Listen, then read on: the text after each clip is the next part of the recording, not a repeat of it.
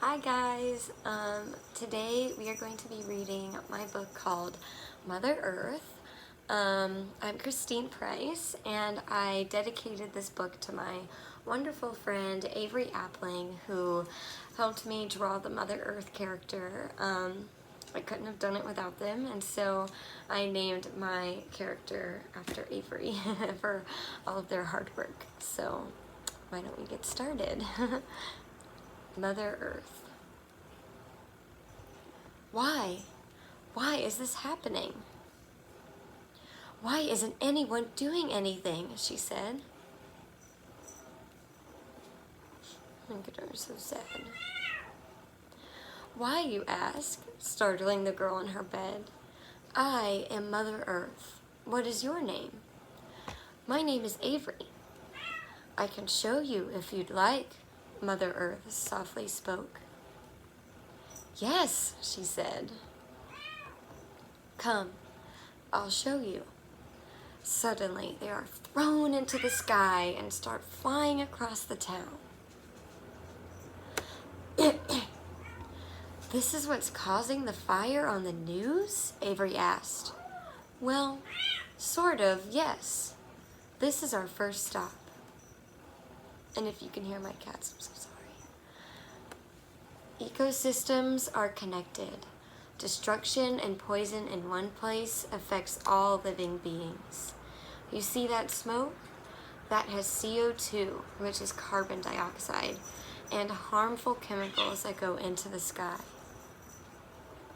The smoke from all over the world is causing a hole in the ozone, an invisible shield to protect the planet from the sun's harmful rays. The planet is heating up, not only causing fires, but melting ice and causing floods too. Avery wondered, why don't we just get rid of all the factories?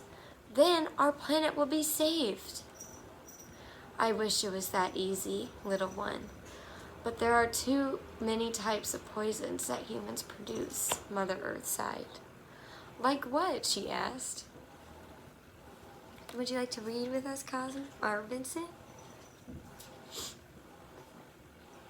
There's poison in the air from fuels like factories, but also exhaust from the cars you drive and even your mom's hairspray.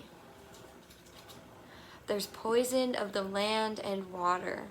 Trash across the world has built up to mounds and islands in the sea.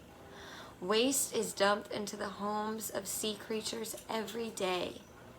Poor fishies, she yelled. Indeed, but you humans suffer as well. Factories like this are built in communities. They are often in places where oppressed groups live, like indigenous and black people.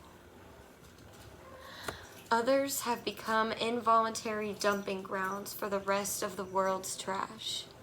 Some live in terrifying weather conditions. Most of these communities suffer illness, pollution, lack of usable resources, and even death, Mother Earth said.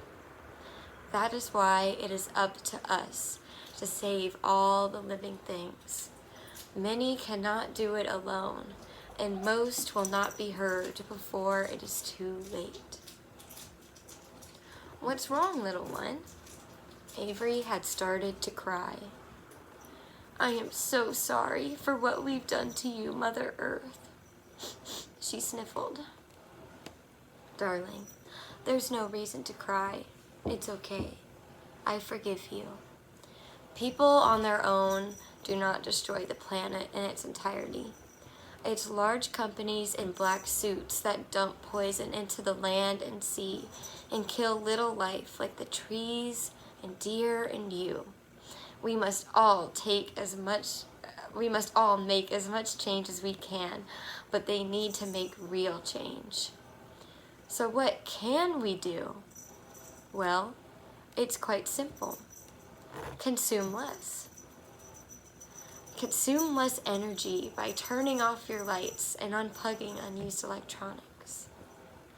Consume less water by turning off the water while you brush your teeth and take shorter showers. Consume less gas by walking, carpooling, or bike riding when you can. Create less waste by ditching plastic and switching to reusable bags, containers, straws, and more. But most importantly, demand that the companies and government around you listen and help fix the planet we all inhabit. Avery replied, "How? I'm just a kid. They won't listen to me." "Oh, there are already many younglings committed to fighting climate change. Through strikes, organizations, writing representatives, and cleaning up their community, anyone can fight climate change, including you. Take what I have given to you and use it to help change the world. Our future rests in our own hands." Huh? I'm back home. I have to save the world. And so, yeah, that's my book. The climate crisis is something that we all have to deal with in our lives and in the future.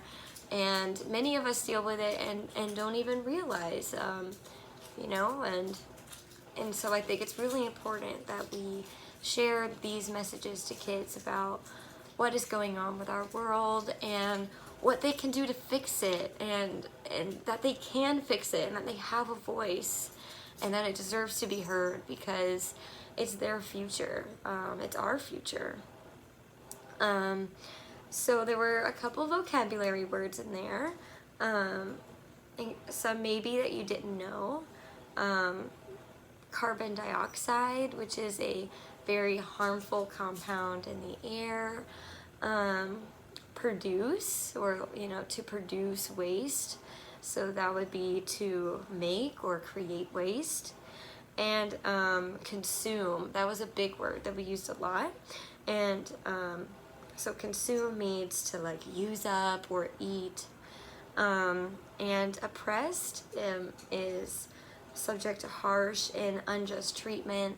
But that is a really simple definition, and it is a very in-depth word to say, but that's a quick one. And so some discussion questions that I hope we can all talk about in our daily lives and in our classrooms in the future is, do you have any environmental concerns in your community?